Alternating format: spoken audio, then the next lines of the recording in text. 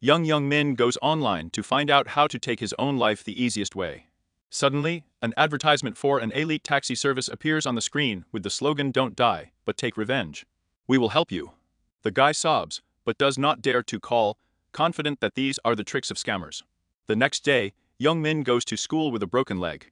However, when he sees the hooligans who constantly bully him, the boy shakes with fear, turns around and leaves. Then the high school student goes to the fish shop where his deaf and dumb mother works. Realizing that his mother will not help him in any way, Chen Ming becomes even sadder. At home, the kid finally decides to call that elite taxi service. The director of the company Sanchal answers the call and immediately sends the driver to the call.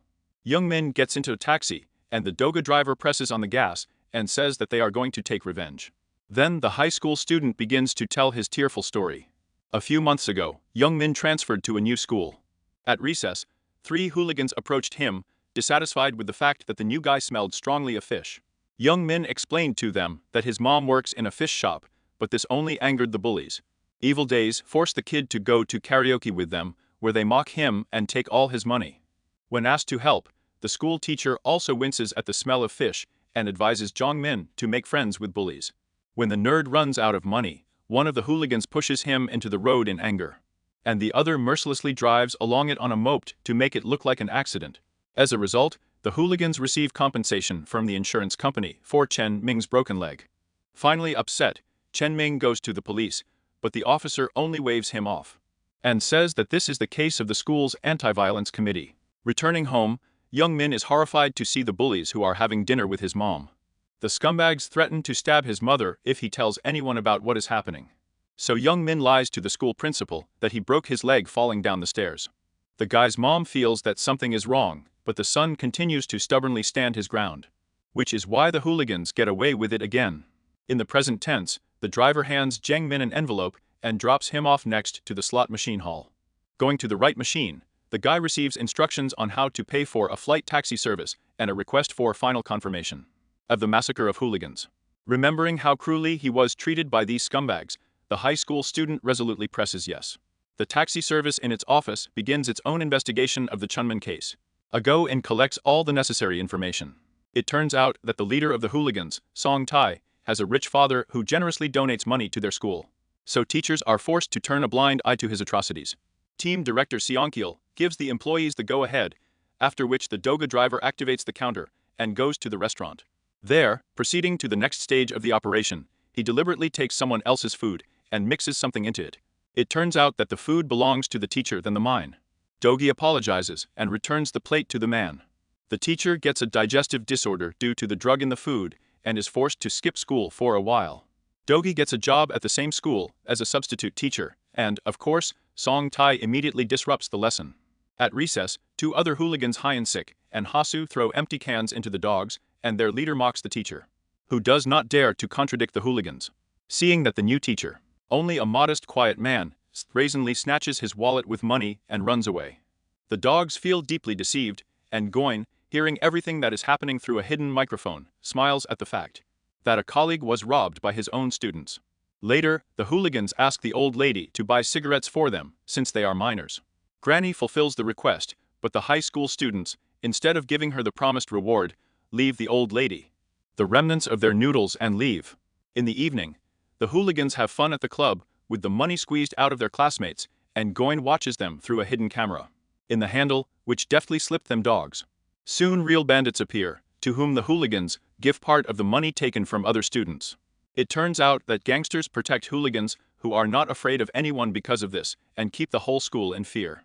The next day, the hooligans clamp some nerd in the toilet, but the arc that appeared in time does not allow the evil guys to mock the kid and take him away with them. The bullies don't like the behavior of the new teacher, and they decide to teach him a good lesson. The next day, the hooligans buy a block cigarette of an old man on the street, who illegally sells them. After that, Haksu lies to the teacher that someone is waiting for him in the library, and when Dogi leaves, the guy puts candid photos and dirty magazines in his bag. Meanwhile, Song Hae threatens to force a classmate to help them and frame a new teacher. Dogs come out of the school library, of course, without waiting for anyone there. At this moment, a shaggy classmate with a torn blouse appears next to him, who begins to scream loudly and accuse Doogie of having her candid photos in the teacher's bag. A teacher who happens to be nearby calls the school principal, who gathers all the participants of the incident in the classroom to sort out the situation. But nothing turns out to be in Doogie's bag, and the director finds candid photos of the girl right in the bag of the leader of the hooligans. A classmate with a torn blouse immediately retracts her words and declares that a huge cockroach crawled under her clothes, because of which she screamed so loudly. It turns out that Gwyn was watching everything that was happening through a hidden camera in the handle. The girl got into the school under the guise of a teacher and managed to shift candid photos and dirty magazines from the doggy bag into So Tai's backpack. The disgraced leader of the hooligans blames his friend for the incident and brutally beats him up. On the street, hooligans see how the police arrest an old man who illegally sold cigarettes. It turns out that Grandpa was selling cigarettes with a magic herb inside, and he even confesses to the cops that his customers were hooligans who barely managed to get away unnoticed. Frightened high school students decide to bury dangerous cigarettes in the woods. The next day, Santh tells the whole class that anyone who talks to the teacher will get slapped in the face, maybe even kicked. When Doogie comes into the office and addresses the students, no one answers him. And the man immediately understands that these hooligans are playing their dirty games. Then Doogie, without thinking twice, declares that today they will watch a movie, and includes a video of how hooligans bury cigarettes stuffed with dope in the forest, but a little later, with a smile, declares that he accidentally turned on the wrong video. Shocked hooligans after school ask Doogie about the video, and he replies that he photographed beautiful landscapes, but accidentally took off his students in the forest. At the same time, the teacher smiles again, promising not to reveal the secret of the guys to anyone. Hooligans are trying to dig up dangerous cigarettes, but they don't find anything there. A little later, Doogie states that he, as a responsible citizen, handed over the magic herb to the police, while adding that he did not hand over high school students to the cops. Sathe feels that the teacher is bullying them, but he can't help it. The next day, Doogie even asks the bully to bring him food, again hinting about the magic grass and the police. Sathe has to obey, and the teacher with a smile suggests that he keep the change for himself, which further inflames the teenager's anger. Hooligans are horrified to learn from the internet that they can be put behind bars for 5 years for grass, after which the old woman calls the teacher and threatens him with violence. However, after returning home, is very surprised to see Doogie playing cards with his father. Then the teacher barges into the bully's room and demands that the trio bring him a substantial sum, threatening otherwise to hand them over to the cops. As soon as Doogie leaves, calls someone and asks for help. A little later, the dogs find Jung Min and says that it's time for him to go back to school. The high school student is very afraid and still has doubts, but the teacher convinces him that everything will be fine. The next day, Doogie meets with hooligans on the roof of the house, but they only bring with them a whole gang of scumbags. Gangsters swoop on Doogie, intending to tear him to pieces, but the man turns out to be a great fighter, and one by one, he incapacitates all opponents. The leader of the bandits is also knocked out, after which the teacher switches his attention to the trio of hooligans. Seonde runs to the edge of the roof and shivers helplessly there from fear. Doogie approaches the bully and, without any doubt, throws him off the roof with a powerful kick. The remaining evil spirits cry and beg the man to spare them. They even shit their pants out of fear. Doogie tells the hooligans to stop their atrocities, and they run to surrender to the police and confess to all their crimes, so long as Doogie does not get to them. Suddenly, Sathe wakes up in the bakery. It turns out that the dog's colleagues managed to inflate a large inflatable pillow on which the bully fell, and then dragged him here. Doogie explains that he works for Chunmin, but Sathe will have to pay for the work done. To do this, he will have to work in this bakery for several months. If the bully tries to escape, then this time there will definitely be no mercy. Then Doogie meets with Jung Min again in a taxi and says that will pay almost all of his debt for the work done. In addition, a mysterious organization is ready to pay the guy for college if he agrees to work for them. And Doogie promises to look after him so that from that day on, the high school students will be fine.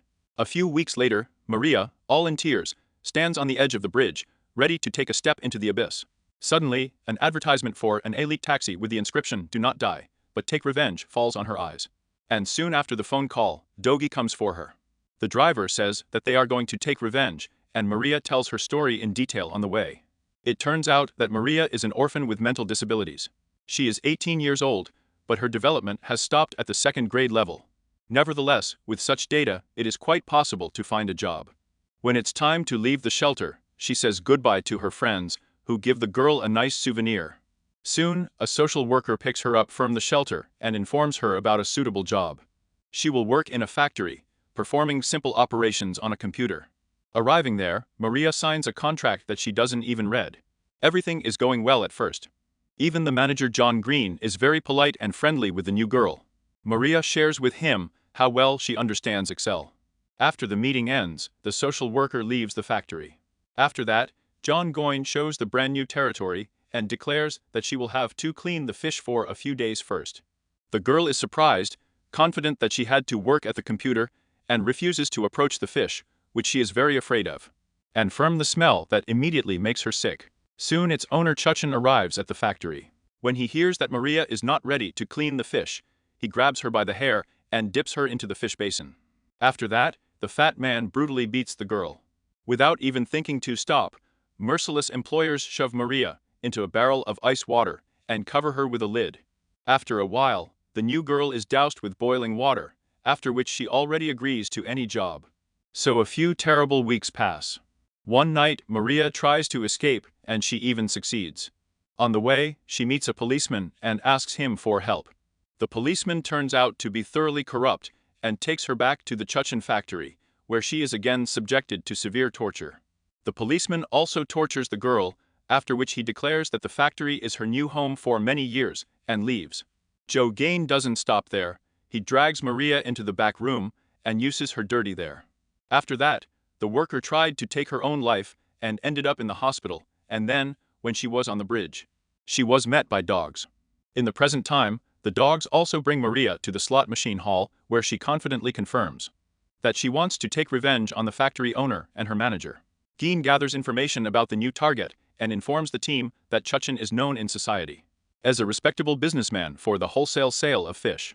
The fat man has not yet been caught by the police, as he is covered by the corrupt cop Kim. The team pretends to be food deliverers and delivers fried chicken to the factory, to which they added sleeping pills.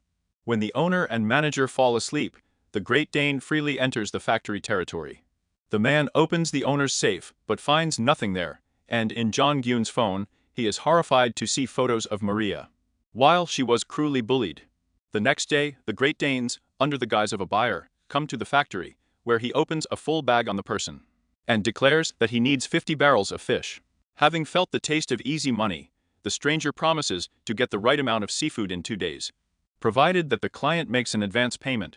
When Dogi leaves, the owner is disappointed to see that half of the barrels of fish are teeming with larvae.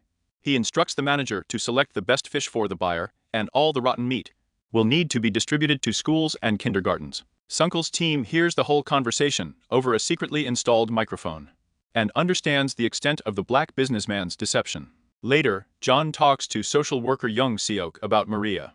It turns out that the social worker constantly supplies the factory with live labor in the form of mentally retarded people for 15% of the company's profit.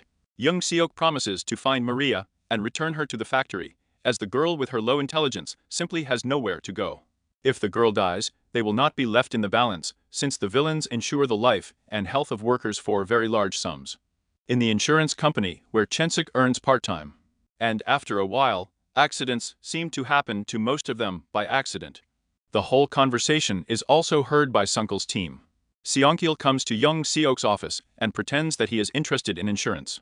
After the conversation, Sanchal offers to take the employee home, but on the way the team knocks her out with a stun gun and goes to the factory. John Guine is going to bring the missing barrels of fish to the factory, but on the way the manager is attacked by masked dogs and beats him up thoroughly. After taking all the cargo, Dogi calls Jujin and declares that if they do not deliver the entire batch of 50 barrels on time, they will face a very large fine. Chuchin eagerly calls the corrupt cop Kim to find out if he has found Maria. At this moment, a policeman on the road is overtaken by Doogie, who, with the help of his fairly modified car, makes the police car turn over in the air and fall on the roof. Taking the video recorder of a corrupt cop, Dogi disappears from the scene. Meanwhile, Sung Chul agrees to take Maria to his team for a simple job. When John Jen, after an unsuccessful attempt, finally tries to deliver the missing barrels of fish to the factory, Doogie attacks him again, but this time the villain is accompanied by several scumbags. Gangsters swoop on Doogie, who playfully deals with the whole gang, and then brutally beats John Goyne and ties him to a pole. The excited Chuchin can't find a place for himself because he doesn't have enough fish for the customer's order. And the manager has stopped answering his calls. Entering the factory, the fat man is surprised to see a stranger in a mask who brazenly declares that he will confiscate all the fish from the businessman. The owner furiously swoops down on the robber, but Masked Dogs playfully evades his blows. Tired of playing with the fat man, Dogi tears off his mask, and Chudzin's jaw drops to the floor in surprise. He wants to kill a sneaky customer, but Doogie knocks him out with a couple of powerful punches. Then, the Avenger forces the fat man to eat his own rotten fish and locks him in a barrel. After that, no one ever saw the vile owners of the factory manager again.